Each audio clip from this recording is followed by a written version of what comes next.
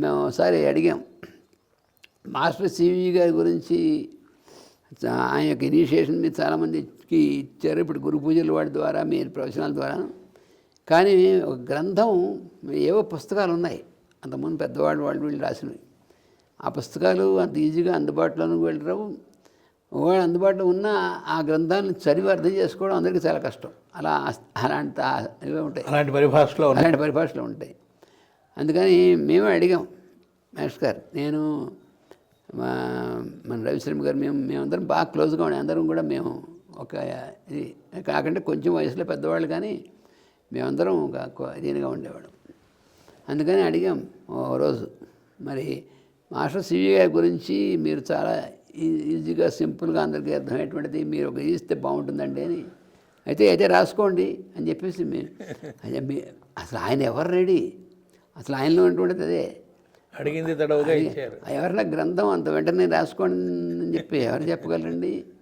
అలాంటిది ఆయన వెంటనే మమ్మల్ని అంటే పెన్ను పేపర్ తెమ్మన్నారు. వెంటనే మన రవిశర్మ గారు రెడీగా ఉన్నాడు. ఇలాగా ఆవిడ ఎంఆర్ఎల్ గారు, మరి దీనికి ఈ పుస్తకం మేము అడగంగానే డిక్టేట్ చేశారు.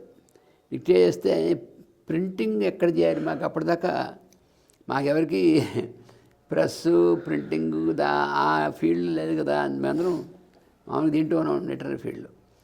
అయితే అక్కడ ఏ ప్రెస్సులు చేయాలి, విశాఖపట్నంలో అప్పుడు అన్ని ప్రెస్సులు లేవు, అప్పుడు అన్ని లెటర్ ప్రెస్సులు, అది కూడా అన్నీ లేవు. అందుకని ఆంధ్ర యూనివర్సిటీ ప్రెస్లో పనిచేసేవాయని ఒక ఆయన ఉండేవారు. ఆయన తమిళియను, ఎంబార్ అని చెప్పి ఒక ఆయన ఉండేవారు. ఆయనకు సొంత ప్రెస్ ఒకటి పెట్టాడు ఆయన ఆ 1 టౌన్లో లోపలికి. అందుకని మాస్టర్ గారు ఏమన్నారంటే, నన్ను ఈ ఎంఆర్ఎల్ గారిని పిలిచి, అరే మీ ఇద్దరు, ఆ ఎంఆర్ఎల్ గారి ఇల్లు కూడా దగ్గర అక్కడికి. అప్పుడు ఎంఆర్ఎల్ గారు 1 టౌన్లో ఉండేవారు, వాళ్ళ అమ్మగారు ఉండేవారు, వాళ్ళ ఎంఆర్ఎల్ గారు అక్కడ ఉండేవారు. మీ ఇద్దరు వెళ్ళి ఆయన కలుసుకుని ఈ పుస్తకం ఫస్ట్ అక్కడ ప్రింట్ చేయమని. అందుకని మాస్టర్ గారు ఫస్ట్ సివివి అనేటువంటి పుస్తకాన్ని, చిన్న పుస్తకం ఇప్పుడు ఏదైతే ఉందో అది మాస్టర్ గారు అప్పుడు 72లో ఆయన డిక్టేట్ చేసి దాన్ని ఎలా ఏ సైజులో ప్రింట్ చేయాలి ఏమిటి అనేటువంటిది మాస్టర్ గారు నిమ్మర్రావు గారు మేము ముందు ఒకసారి ప్రెస్కి వెళ్ళాం. మాస్టర్ గారు తెలుసు ఆయనకి, ఎందుకంటే యూనివర్సిటీలో ప్రెస్ కదా అది. ఇప్పుడు ఆయన దగ్గర ఏ ఫాంట్ ఉంది ఏమిటి ఇవన్నీ అన్నీ అడిగి, సరే ఈ పుస్తకం ఫస్ట్ సివి అనేటువంటి ఆ చిన్న పుస్తకం ఆ ప్రెస్లో ప్రింట్ చేశారు.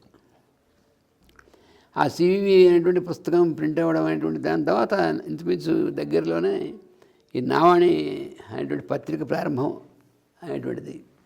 అప్పుడు ఈ నావాణి పత్రిక ప్రారంభం అనేటువంటిప్పుడు ఆ ప్రెస్ మనకు పరిచయం అయింది కాబట్టి ఆ ప్రెస్లో ముందు ప్రారంభం చేద్దామని చెప్పి ప్రారంభం చేశారు. చేసిన తర్వాత ఈ లోపల మాస్టర్ గారి దగ్గరికి వస్తూ వెళ్తుండేటువంటిది వీళ్ళు. అందులో ఒక రకంగా మాస్టర్ గారు బాగా క్లోజ్గా ఉన్నటువంటి ఫ్యామిలీ ఉన్నారు. ఆయన మోహన్ రావు గారని వాళ్ళకి ఒక ప్రెస్ ఉండేది, గౌరీ శంకర్ ప్రింటర్స్ అని చెప్పి ఒక ప్రెస్ ఉండేది.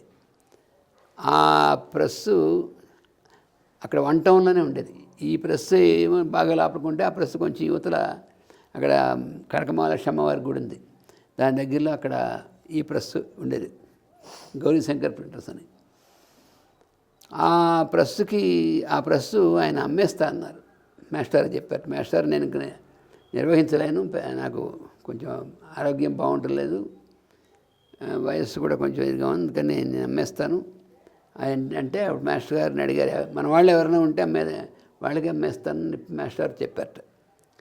అంటే దాన్ని మాస్టర్ గారు ఆ ప్రణాళిక ఎలా ఉంటుందో ముందుగా ఏమీ ఉండదు, తర్వాత ఆ వచ్చిన దానికి ఇప్పుడు ఆ సిచ్యువేషన్లో ఎలా అయినటువంటిది ఆయనకు వస్తుంది.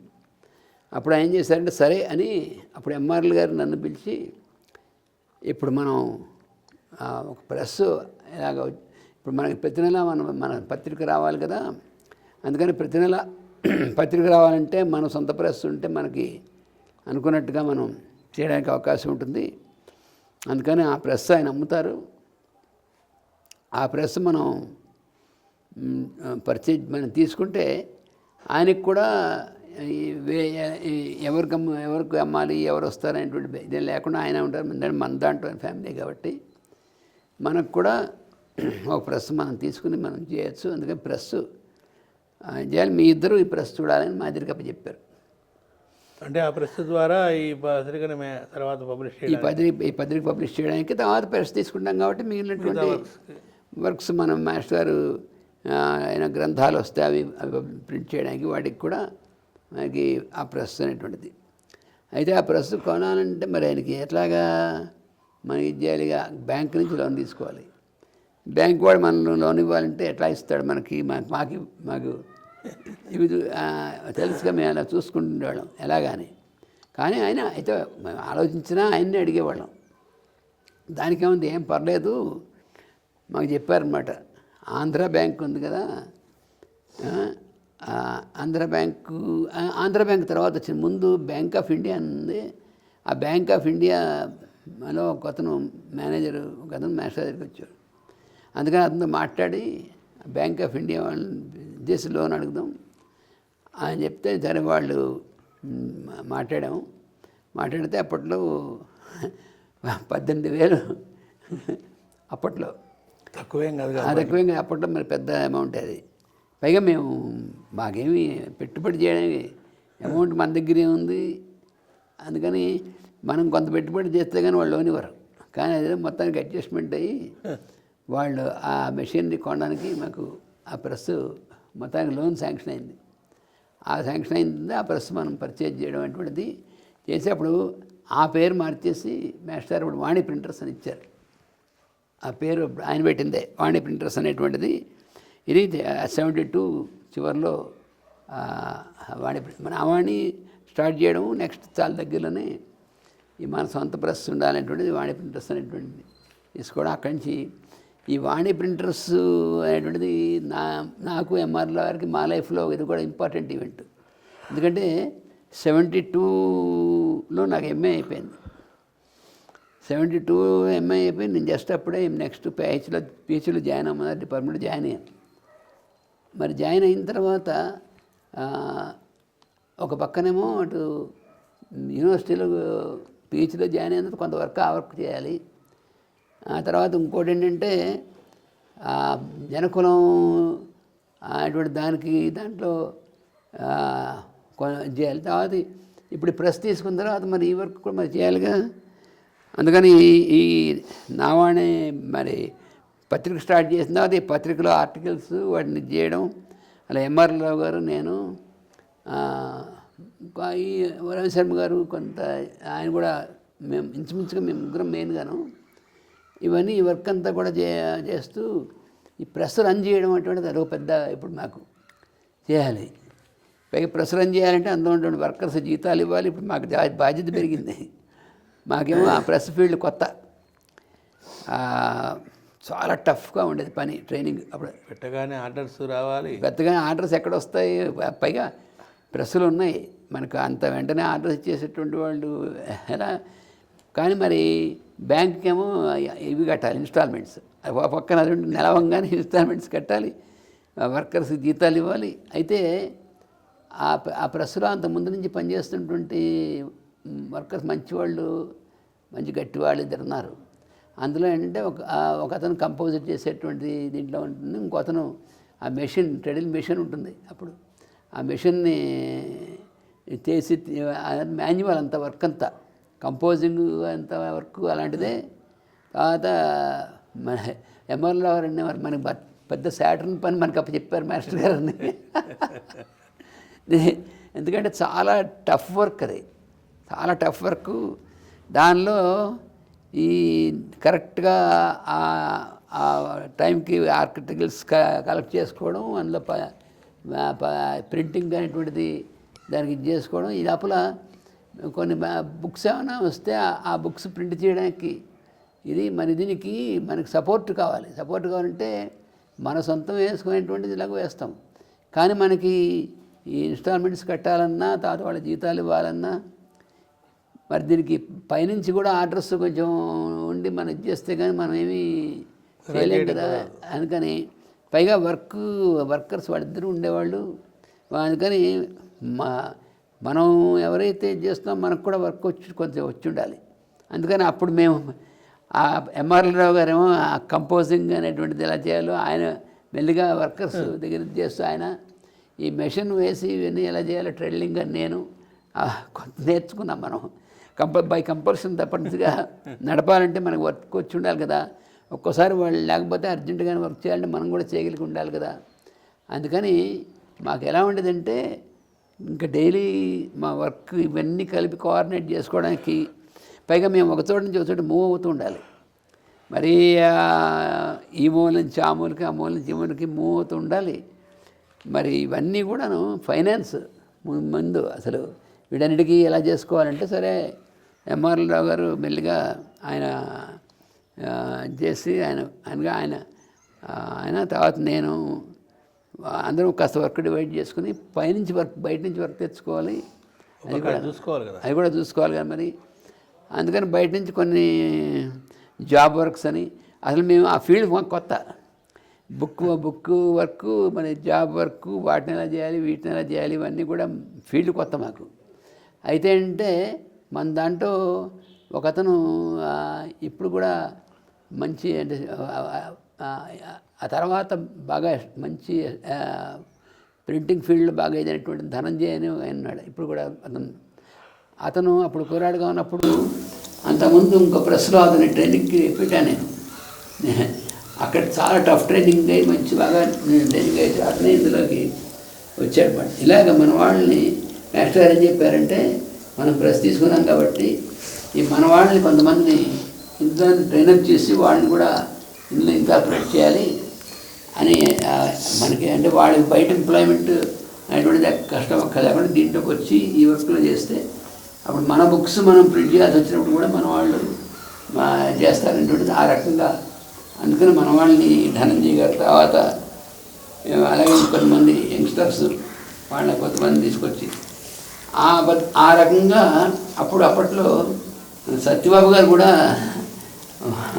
అతను కూడా ఈ ప్రింటింగ్ ఈ బాడీ ప్రింటర్స్లోకి వచ్చి ఇవి వర్క్ చేయడం అనేటువంటిది. ఈ లోపల ఏంటంటే వాణి ప్రింటర్స్ కొంచెం మొట్టమొదటి మాత్రం చాలా టఫ్ అయినటువంటి ఈ పీరియడ్ మాకు ఎప్పుడంటే ఈ 72లో తీసుకున్నప్పటి నుంచి ఇంచుమించు ఒక 4 years దాకా ఒక పక్క బ్యాంక్లోను ఇంకో పక్క పైగా ఇంకోటి అంటే ఒక్కోసారి మేము మా దగ్గర కొన్ని మెషిన్స్ ఉండేవి. ఇప్పుడు ఒక స్కూల్ వాళ్ళు వర్క్ ఇచ్చారు, సెంట్రల్ స్కూల్ వాళ్ళు ఫర్ ఎగ్జాంపుల్. ఆ వర్క్ ఇస్తే ప్రింటింగ్ అవి ఏంటంటే మనం ప్రెస్లో చేస్తాం కానీ రూలింగ్ చేయడం వాటి కోసం వాళ్ళు అవి కూడా అన్ని కల్పించారు. ఇస్తే ఆ మెషిన్ ఇంకోళ్ళ దగ్గర ఉంది.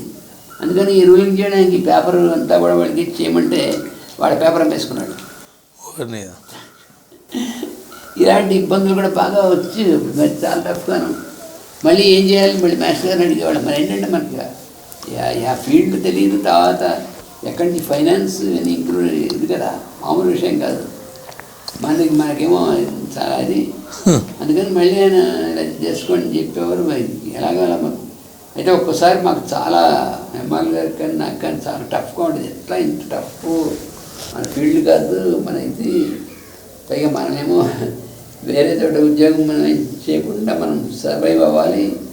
ఆయన యొక్క వర్డ్ ఏంటంటే మన వాళ్ళు సెల్ఫ్ ఎంప్లాయిడ్గా సర్వైవ్ అవుతారు తప్ప మన వాళ్ళు ఉద్యోగానికి వెళ్తే వెళ్ళకుండా చేయాలనేటువంటిది ఆయన యొక్క ఇచ్చిన ప్రణాళిక అని దాన్ని స్టికానని చేయడం కోసం ఎలాగా. అయితే నేను పీహెచ్డీలో జాయిన్ అయిన తర్వాత నాకు స్కాలర్షిప్ నెలకు 150 rupees స్కాలర్షిప్ వచ్చేది. అదేదో కొంత ఉపయోగించిన ముందు ఇదంతా చేయాలి కదా అని.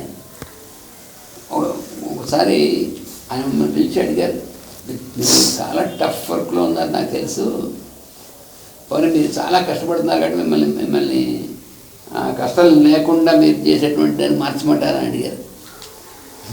చెప్పాలి ఏంటంటే మీరు ఎంత కష్టమైనా సరే మీరు చెప్పినటువంటి వర్క్ చేయడానికి సిద్ధంగా ఉన్నాం, అంతేగాని అంటే మీరు లేకపోతే మిమ్మల్ని ఒక 1 వీక్లో అసలు పూర్తిగా మార్చేసి మీరు చాలా మంచి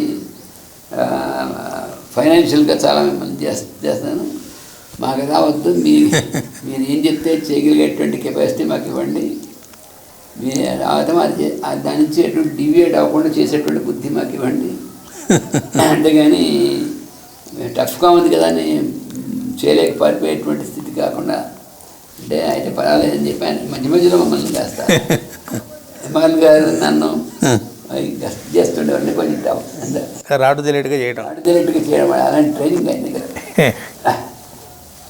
అంటే ఏంటంటే ఆయన కూడా చెప్పారు, డిసిప్లిన్ అనేటువంటిది జాగ్రత్తగా క్రమశిక్షణతో ఉండి మనం పూర్తిగా డెడికేటెడ్గా ఉంటే దేనిలో వచ్చినా మనం బయటికి రాగలం, దేనిలోనైనా సరే మనం మంచిది, మనం ఏం మంచిది కాబట్టి మనం చేయగలం, భయపడకుండా ఆ రకంగా చేయాలనేటువంటిది. అందువల్ల మాకు ఆ ట్రైనింగ్ ఇచ్చారు.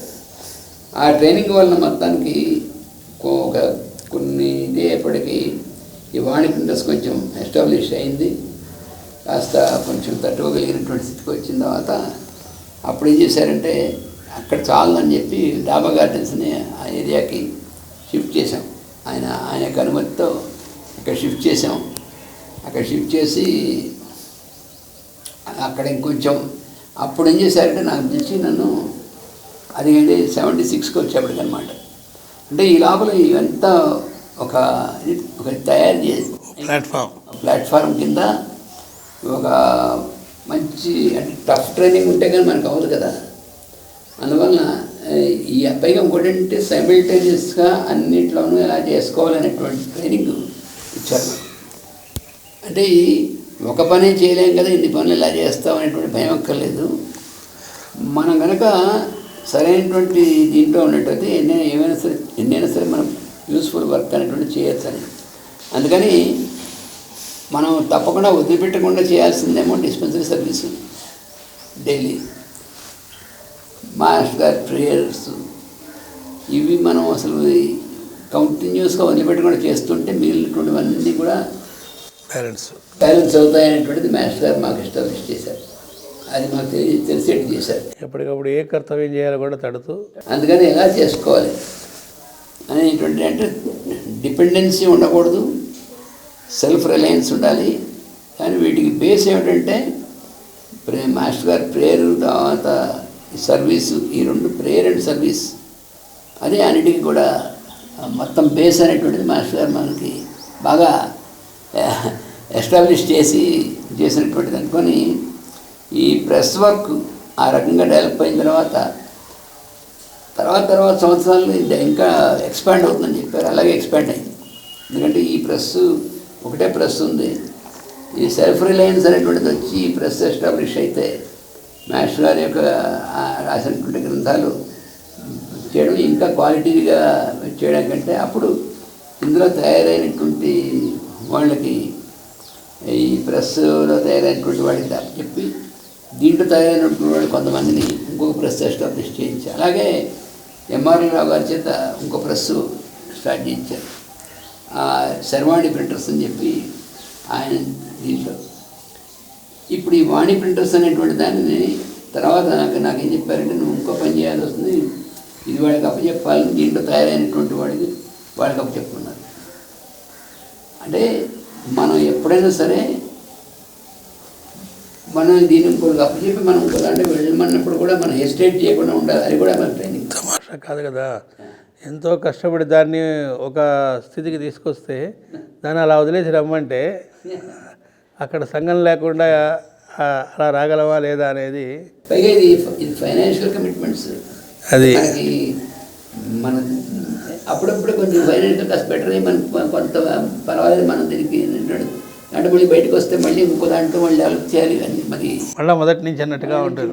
జీరో నుంచి మళ్ళీ అవన్నీ చేయాలంటే ఇంకో పక్కన మీకు ఆయన ఇచ్చిన దాని ప్రకారం ఓ పక్క మీరు పిహెచ్డి చేస్తున్నారన్నారు, ఓ పక్క పిహెచ్డి, ఇంకో పక్క ప్రెస్ వర్క్, ఇంకో పక్కన అప్పుడే పత్రిక పెట్టారు, ఆ పత్రిక వర్క్ అంటే మరి ప్రూఫ్లు చుట్టం దగ్గర నుంచి అన్నీ బయట వాళ్ళు ఎవరు దొరకరు కదా, మళ్ళీ మీరు చేసుకోవాలి. ఈ ప్రూఫ్ చూసేటువంటి దాంట్లో మా రవిశర్మ గారు అప్పుడు బాగా ఆయన మేజర్ పార్ట్ అయింది, ఆయన చూసేవారు. తర్వాత కొన్ని ప్రూఫ్లు మాస్టర్ గారు అప్పుడప్పుడు ఆయన చూసేవారు, కానీ మాస్టర్ గారు కూడా కొన్ని ప్రూఫ్లు అప్పుడప్పుడు చూడడం చేశారు. కానీ ఇంకో పక్క డిస్పెన్సరీ వర్క్ ఉండేది, అటు సర్వీస్ యాక్టివిటీస్, ఇంకో పక్కన ప్రెస్ వర్క్, ఇంకో పక్క పిహెచ్డి, ఇంకో పక్కనేమో బయట వాళ్ళ దగ్గర నుంచి మళ్ళీ ప్రెస్కి ఆర్డర్స్ తెచ్చుకోగలగడం. అది ఎంఆర్ రావు గారు ఆ సైడ్ ఆయన కూడా బాగా అటు ఎంఆర్ రావు గారిని చూసుకుంటే పత్రిక ఎడిటర్గా ఎన్నో పనులు ఉంటాయి. ఇన్ టైంలో ఆర్టికల్స్ అన్నీ వచ్చినాయి లేదా చూసుకోవాలి, వాళ్ళ నుంచి వచ్చేటట్టు చేసుకోవాలి, అవన్నీ పబ్లిష్ అయ్యేటట్టుగాను, మళ్ళీ ఎక్కడ అందులో అచ్చు తప్పులు లేకుండా నీట్గా బుక్ వచ్చేటట్టుగాను, ఇదంతా మళ్ళీ నెల తిరిగేటప్పటికి మళ్ళీ వస్తుంటాయి.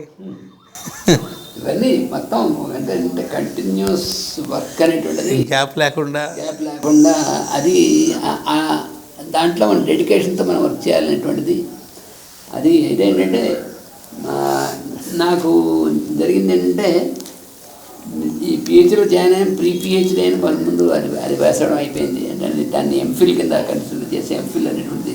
కానీ పిహెచ్డీ ఇంకా పూర్తి చేసే లోపల ఈ యాక్టివిటీస్ బాగా ఇవన్నీ ఫుల్గా అటు జనకులం వర్క్, ఇది ప్రింటింగ్ వర్క్, తర్వాత ఈ డిస్పెన్సరీ వర్క్, ఇవన్నీ బాగా ఎక్కువ అదే.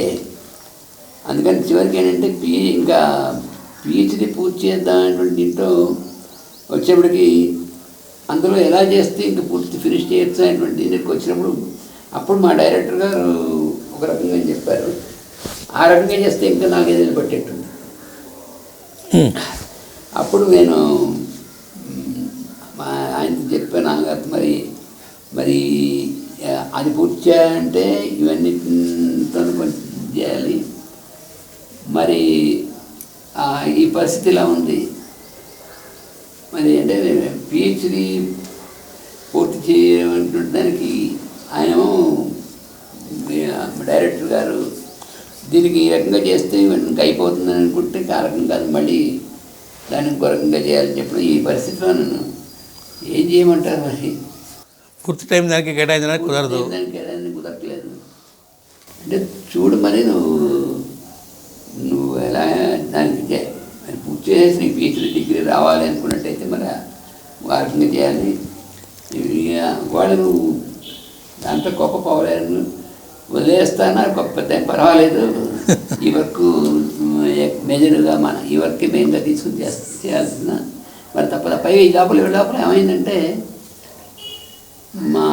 నేను మా బుజ్జి ఇద్దరం, మా తమ్ముడు అంటే వరామీరాచార్య, ఈ లోపల మాకు ఈ ayurvedic side ayurvedic tooth powder, ayurvedic hair oil ఇవి తయారు చేయడం మా అమ్మగారు, నాన్నగారు, మా తాతగారు ఉండేవారు. ఆయన కొంచెం తయారు చేసేవారు. కానీ నేను ఆయుర్వేదం ప్రిపరేషన్స్ అని మా తాతగారి నేర్చుకున్నాను చిన్నప్పటి నుంచి. మరి ఆయన దగ్గర ఉన్నా కదా, అందుకని ఆయన ఆ భోజని అయినటువంటి టానిక్, తర్వాత కొన్ని రకాలైనటువంటి ఆయుర్వేద మాత్రలు తయారు చేయడం, ఇవన్నీ నేను ఆ సైడ్ అంతా నేర్చుకున్నాను. ఇప్పుడేమో ఇప్పుడు దాకా మా తాతగారు ఇవి తయారు చేస్తే మన వాళ్ళు చాలామంది తీసుకునేవాళ్ళు, ఫుడ్ పౌడరు ఏదైనా. ఆ తాతగారు శరీరం వదిలేశారు 75లో. ఈ లోపల నేను, మా తమ్ముడు బుద్ధి, మేము ఇవి తయారు చేయడం, ఇవన్నీ కూడా అందరికీ అందించడం అటువంటిది. ఒక పక్కన ఇది కూడా మేము స్టార్ట్ చేసాం. అంతా చేయమన్నారు, నేను ఇది కూడా చేయాలి, ట్రైనప్ అవ్వాలని. అందుకని ఆ రకంగా తయారు చేయడం ఇవన్నీ ఎంతటువంటిది హెయిర్ ఆయిల్ పౌడర్ ముందు, కానీ పెద్ద పని అది కూడా. పైగా వేరే ప్లేసు, ఒక ఎస్టాబ్లిష్మెంట్ అవన్నీ లేవు. అందుకని అవన్నీ తీసుకొచ్చి ఇంట్లోనే ఒక పక్కన బ్యాక్ యార్డ్లో కాచి అవన్నీ చేసి, అవన్నీ బాటిలింగ్ చేసి మేము అవన్నీ అందరికీ మళ్ళీ అందించి, ఇవే బాటిల్స్ తీసుకొచ్చి, ఇవే మెటీరియల్ తీసుకొచ్చి, ఇది ఈ వర్క్ ఒకటి పక్కన. పేరుకి బిజినెస్లా కనపడుతున్నా మొత్తం A to Z అన్ని పనులు చేసుకోవాలి మరి, ఎందుకంటే వేరే ఇంకో ఇది లేదు కదా. ఆ రకంగా అది కూడా ఆ వర్క్ కూడా ఉంది. ఇవన్నీ ఆయన ఎలా చేశారంటే ఇవన్నీ బేస్ కింద అన్నిటిలోనూ ఎఫిషియన్సీ ఏదైనా సరే చేయగలగడం అన్నిటిలోనూ ఎఫిషియన్సీ అనేటువంటిది ఎలా బిల్డప్ చేయాలనేటువంటిది దానికోసం ఈ ట్రైనింగ్ ఇచ్చారు. ఓ పక్కన ఇది, ఇంకో పక్కన దాని ఎందులో మళ్ళీ ఇంత చేసి సంఘం లేకుండా ఉండడానికి ఇంత చేశాక దాన్ని టక్కని ఇంకొకళ్ళకి అప్పచెప్పేసి బయలుదేరు అంటే మరి ఆయన ఇంకో వర్క్లోకి వెళ్ళమన్నాక రెడీగా ఉండాలి.